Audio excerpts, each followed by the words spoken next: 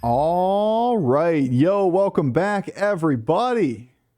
Today we have day number, I got to count on my fingers at this point, 5-ish of patch reveal season. We're over halfway through. We're on our 6th tribe over here. Pirates is today. Pirates is getting a pretty fundamental change to the core minion type. So we're going to do this one in kind of an awkward order. Instead of starting with trinkets, we're going to start with the minions being removed and added and changed. That way we can see that new archetype and then see all of the support and the trinkets for it. As always, if you're looking for this document, it is below in the description. And if you have missed any of the previous patch reveals, all of them are linked below as well. You might need to brush up on exactly what trinket mechanics are, what the new system looks like. Maybe you're curious about a couple of the overlaps in terms of like, there's some repeated dual or tribe style of spells and whatnot. All of those links are below. We're just going to try to keep this one consolidated to just pirates so it isn't every one of these patch reveal videos is 20 plus minutes long, you know? Keep it short, keep it sweet. Deck swabby gone, gambler gone, dealer gone. All right, just important to note what's leaving because that opens up the space for the new cards. Losing 3 of the pirates is a pretty big deal. Swabby on Tavern 1, gambler on Tavern 2, underhanded dealer for the scaling for like Tethys and whatnot line. Kind of a big deal to lose. Now that we've got no even comp, because neutral showed that even comp is gone. Also gambler or dealer being gone. Tethys doesn't really have any support for stat gain anymore. Well, not for long, don't worry. Busker coming back on Tavern 1 in place of our Swabby bro over here. Thorn Captain as well on Tavern 1. I think this was the original form for Thorn Captain. Regardless, like, very similar to it. Landlubber moving down to Tavern 3 and losing some stats. Primate getting some stats of his own and also some cards that support it. Give it a second. Monkey gonna be a lot better in this patch. And now the new boys. New minions, Gift Pilferer on Tavern 2. This is basically Swabby but persistent on the board. 2-star 2/3, upgrading a tavern costs 1 less, no longer a battle cry effect, but an aura. So if you level multiple times with this on the board, you could get the effect on multiple times leveling up. Gift Pilferer is making it cheap, gaining an extra gold every time you're leveling effectively. Cool. Better economy and changes to your leveling curve. Kind of a nice little addition to the game, especially because we have spells in the game at this point. It is pretty common to be able to make use of 1 or 2 floating gold when you want to level awkwardly. Even if your hero power isn't something that really likes to level on turn 4 or something like that. Sky Pirate Flag Bearer. This is going to be archetype building type of content here. Our new archetype in Pirates is death rattles and attacks, basically. Think of it like the old Exodia Pirates without like the full infinite type of, not infinite per se, but like spawn 32 extra pirates type of, wombo combo. Sky Pirate Flag Bearer, start of combat, give your other pirates death rattle, summon a 1/1 pirate, it attacks immediately. So everything gets to be a scallywag, basically. Every time you attack, you get some value, right? It's a little 1/1 that attacks. That's pretty cool. But wait, there's more. There's a lot more support to this kind of concept over the course of this change to pirates. 5-star Cruise Controlman. Death rattle for the rest of this combat. After you summon a pirate, give it 4 attack. You see where we're going. If you have the ability to make those sky pirates into something that's actually tangible, okay, now instead of everything spawning 1/1s, now you're spawning 5/1s so long as this is on the board for each copy of Cruise Controlman that you might have. Pair that with artifacts or artifacts, trinkets, augments, whatever you want to call it, and whatnot. And we're going to see some archetype building side here. And last but not least, Ice Fisher, who is going to fill the void of all of those Tethys style scaling things like even comp or our poor dealer down here who never really got time to shine. 6-star 8/8, after you buy a minion, gain stats equal to its tier. Passive scaling. You have Tethys. It's also a pirate, so it can be generated off of Tethys. You have Tethys, you play lots of cards. You play lots of cards, you get lots of stats. Didn't get simpler than that. Find a way to get infinite. Infinite's pretty good in this game. Anyway, all the way to the top. Lesser Trinkets, Pirate, Kodo Leather Pouch. This seems to be the place. We've seen this one before, right? It's shown up in a couple tribes. After you buy a card, give a friendly random friendly minion plus 2/1. This seems to be the place that's like the best suited. When you have pseudo infinite board states, pirates, elementals, whatever it might be, hey, I can play a lot of cards. Those cards give me stats every time I buy them. Stats good. May not be the most stats in the world, but at least it's a little bit of value. Voodoo Bay Brew doing something very similar here. Whenever you spend gold, give a friendly pirate plus 1/2. just kind of way better than Kodo leather patch or pouch over here. You can control pretty heavily where this is going. You don't have to keep a ton of pirates on the board. All of that, those stats could be just like all thrown into one cleave, for example. Just don't even play pirates. Just play this lesser trinket, keep one cleave on the board and play some other tribe. And this is still going to give you, every time you reroll the board, every time you buy a card, every time you buy a spell, a minion, whatever it is, make that cleave bigger and bigger and bigger and bigger. It's like Peggy passive, except a little bit better. Also, every time you reroll it, or reroll for gold, I should say, you gain value. It's like way better than Peggy passive. Windrunner Necklace. Your leftmost minion has 8 attack in combat. All right, you're starting to see where this new synergy is coming, right? Give a bunch of your pirates a little Deathrattle effect. That little Deathrattle effect in turn allows the minion to spawn another minion that attacks. So long as your leftmost minion is dying each time it attacks in combat, you're spawning extra minions. They're attacking immediately. They're getting the extra 8 attack.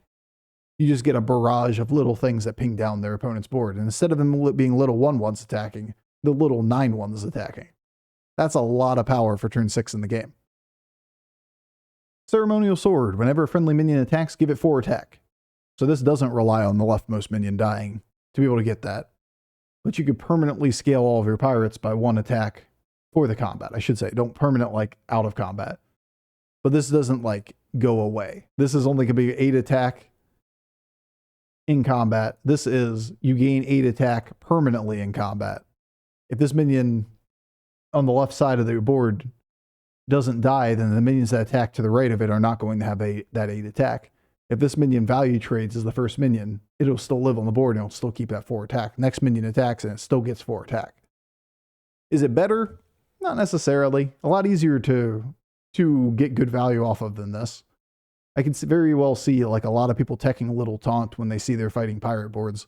Because if you see Windrunner Necklace, being able to put a 1 or 0 attack taunt on the board, like a panther, out of beasts, will just stop their combo from going off. You just suicide the panther, they attack with their first minion doesn't die, and they just don't get this value for the rest of the combat. This would be a lot harder to play around. And last but not least, Ship in a Bottle. Ship in a Bottle. Get and summon a random pirate. The word get is there to mean that card goes to your hand and you permanently get to keep that pirate. It attacks immediately. Once again, more support for this like attack archetype, but also permanent value over the course of the game. Yeah, it's a little more expensive. Yeah, it's a lot less tempo for the combat, but hey, you get a permanent pirate.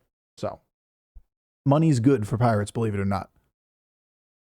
The whole, like, half of the pirates are really bad on low tavern tier is going to make this really sketchy for, like, mid-game tempo, though.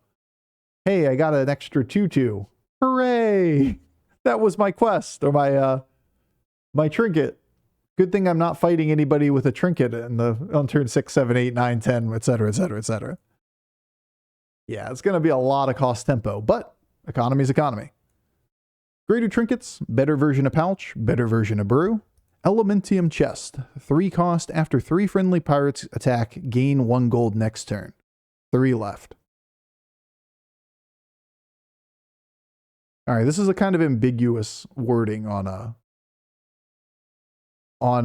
trinket, because 3 left could mean 2 different things. It could mean that you can only gain 3 gold. That like Elementium chest can trigger 1 gold 3 times. Or it could mean this 3 left is attached to this right here. After 3 pirates attack, gain 1 gold. Then 1 pirate attacks and it shows 2 left. And then 1 pirate attacks and it goes to 1 left. And then it goes, another pirate attacks and goes to 0 left. And then it rolls over, gives you gold and goes back to 3 left. I'm going to make the assumption it's that, because if it's the other way, this is the world's worst trinket known to man. Like when you look at this guy right here and you're like, well, if you think it can only trigger 3 gold, like compare that to Bob's tip jar. This was a neutral.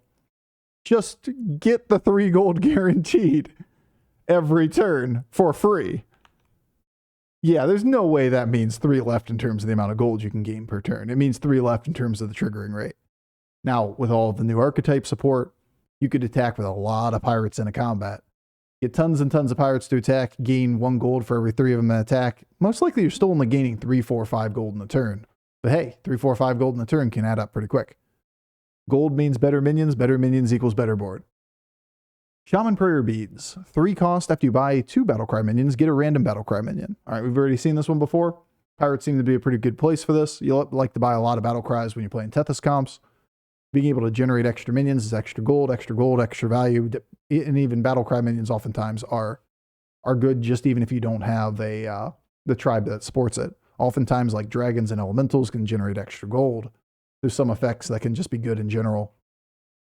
Just good. This is just good in general.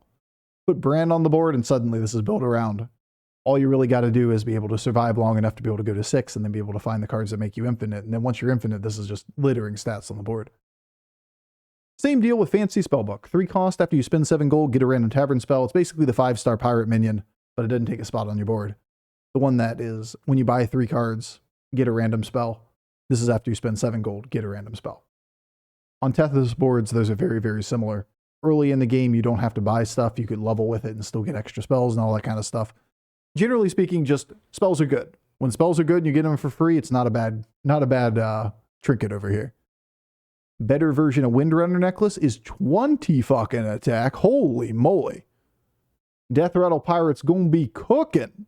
That's gonna be a lot of potential attack with a bunch of Sky Pirates that are 21 attack instead of 1 attack. Burn down your stat board. That archetype is going to be really good against stat boards. On the other hand, it is also super susceptible to playing tech cards against it to stop their combo from going off. Leaving a minion alive on the board when it attacks is a nightmare scenario for Windrunner Necklace.